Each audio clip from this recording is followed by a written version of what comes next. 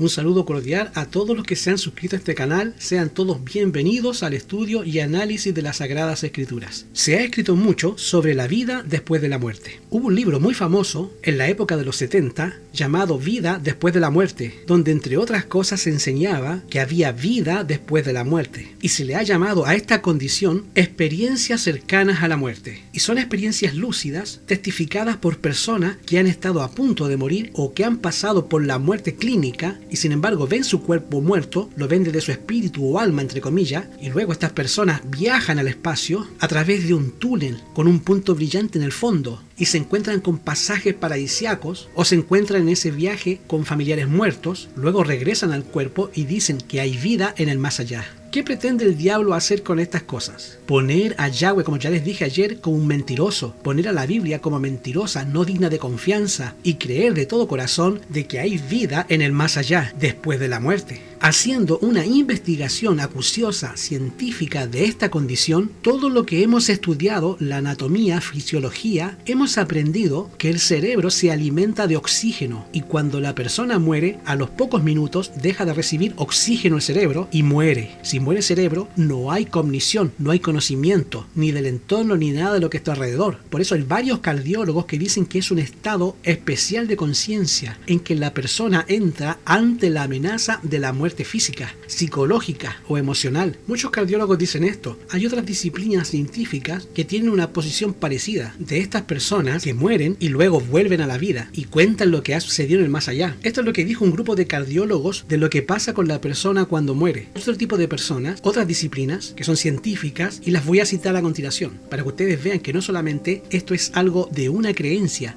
Por ejemplo, hay diferentes niveles de sensaciones, ya hay niveles positivos, niveles negativos de esa sensación. Hay psicólogos que han propuesto que el efecto del túnel registrado durante el encuentro cercano a la muerte es un evento alucinatorio producido por la hipoxia, y la hipoxia, o sea, escasez de oxígeno en la sangre. Entonces, cuando el corte visual es desinhibido por el efecto de la hipoxia, las células se activan desordenadamente y así ocurre dentro del centro de la periferia, creando una visión de túnel con un punto de luz que cada vez se va haciendo más grande. Esta es la posición de un grupo de psicólogos, explicando de por qué las personas cuando están en este trance ven un túnel brillante. También se han hecho estudios y se han descubierto que los niveles de dióxido de carbono habían sido mayores en los pacientes que testificaron encuentros cercanos con la muerte en comparación con pacientes con paro cardíaco que no lo habían tenido. Pero no solamente ahí, también se dice cuando la persona va a morir, científicamente hablando, hay una hiperactividad medular del lóbulo límbico que se produce por la acción de las endorfinas, que se liberan en momentos de estrés, sobre todo en la agonía. Y dice que estas endorfinas explican las emociones agradables. Hay otra posición que dice que las condiciones disparadoras de este encuentro cercano a la muerte, como la hipoxia, la isquemia, la epilepsia del lóbulo temporal, pueden causar una gran liberación de neurotransmisores que sobreactivan los receptores y producen neurotoxicidad. Y entonces esto produce los efectos de la ingesta de la ketamina, que es una droga anestésica similares a los encuentros cercanos a la muerte, y es posible que haya algo en el cerebro, científicamente hablando, que esté vinculado al mismo receptor de la ketamina, que también elimine las neurotoxicidades, proveyendo a las células y liberando en el sujeto un estado alterado de la conciencia. También se dice que a raíz de un estrés extremo como la cercanía a la muerte, hay una liberación de sustancias psicoactivas por estimulación eléctrica que altera el nivel en la sangre, y el lóbulo temporal puede almacenar un código que recoge las características feroménicas del encuentro cercano a la muerte, y este mecanismo de defensa contra situaciones de mucho estrés, como lo es la agonía, como lo es la proximidad a morir. Y también clínicamente se dice y se cree la acción de los neurotransmisores liberados en momentos de estrés extremos puede producir la epilepsia, el lóbulo temporal, y esto a su vez inducir a que la persona tenga un encuentro cercano a la muerte. Todas estas cosas son evaluadas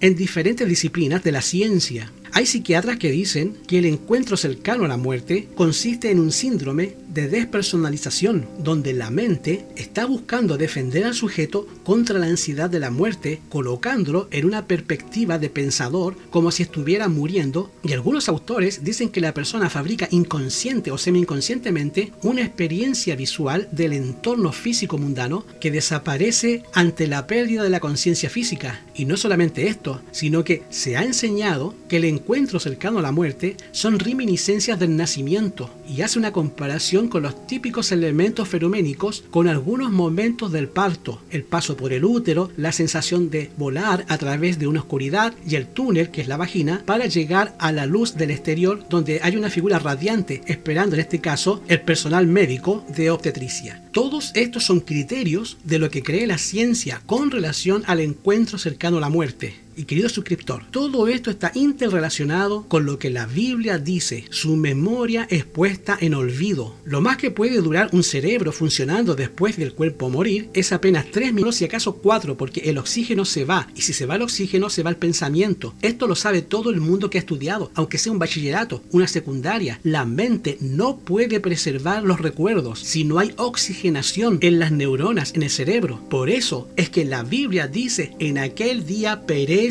sus pensamientos. ¿Por qué? Porque se va el oxígeno del cerebro y el cerebro muere, porque el cerebro se alimenta de oxígeno y electricidad. El cuerpo es una caja de electricidad, un transformador que redistribuye la energía en el corazón, en el tracto digestivo y en el tracto circulatorio y el tracto respiratorio y circulatorio. Es decir, el cuerpo humano está hecho con un 65% de agua y un 35% de cuerpo sólido. Pero la Biblia dice claramente que los muertos nada saben. Hermanos, ¿quién soy yo para cuestionar en múltiples citas de la Biblia de que los muertos nada saben? Esas apariciones de personas que se fueron y llegaron al infierno, que cruzaron un túnel y llegaron al paraíso, son efectos del miedo y de la expectación del cerebro que se resiste a morir. Cuando están cercanos a la muerte, luchan, y ese estrés produce estas alucinaciones y estas alteraciones de raciocinio, y la gente comienza a fluir como éter en el aire, diciendo que realmente está muerta, pero realmente no está muerta. Para que la persona esté clínicamente muerta, tiene que dejar de funcionar el cerebro y tiene que dejar de recibir oxígeno, y eso demora de 3 a 4 minutos como mucho, y es cuando completamente el cerebro deja de razonar y deja de funcionar y entra en un estado de inconsciencia. La muerte es una inconsciencia, como un sueño. Por eso que ninguna de las personas que resucitaron, como ya lo hemos estudiado en los estudios anteriores, como Lázaro, como el hijo de la viuda, la hija de Jairo o Dorcas, que fueron personas que resucitaron, unos por Elías, otros por Eliseo, otros por Yahshua, otros por Pedro, otros por Pablo, como Eutico, ninguna de estas personas que resucitaron contaron cómo es el más allá. ¿Por qué no lo contaron? Porque en el más allá no hay nada. Porque la Biblia no se contradice, porque dice que los que viven saben que han de morir, mas los muertos nada saben. Es más, esto es tan elocuente que el mismo salmista David en el Salmo 115 enseña lo siguiente, versículo 17: no alabarán los muertos a Yahweh. ¿Por qué no lo pueden alabar? Porque están muertos, no están en el cielo, están muertos. Y agrega, y cuando descienden al silencio, al sepulcro. Entonces, ¿cómo es posible que enseñemos que los muertos están en un lugar en el cielo o en el infierno, cuando la Biblia dice totalmente lo contrario? Preguntémosle a Lázaro, cuando resucitó, dice Yahshua, soltarlo y dejarlo ir. No pudo decir nada porque estaba durmiendo. Y esto es lo que pasó con Dorcas y Pedro, con Eutico y Pablo. Todos los muertos en Mashiach resucitarán. No estarán en el cielo, resucitarán en la mañana gloriosa. Y los malos se van a levantar el día de ajuste de cuenta después del milenio, según dice la palabra de Yahweh. Estas experiencias cercanas a la muerte no tienen nada que ver con la Biblia, son solo sensaciones producidas de la química, de la endorfina y otros elementos más que están en el cerebro, que en el estrés producen alucinaciones, y no que esta persona está yendo a un lugar paradisiaco. Hermanos, no nos dejemos engañar, como Eva se dejó engañar. Creámosle a la Biblia, y la Biblia dice, los muertos nada saben. Hermanos, que Yahweh les bendiga.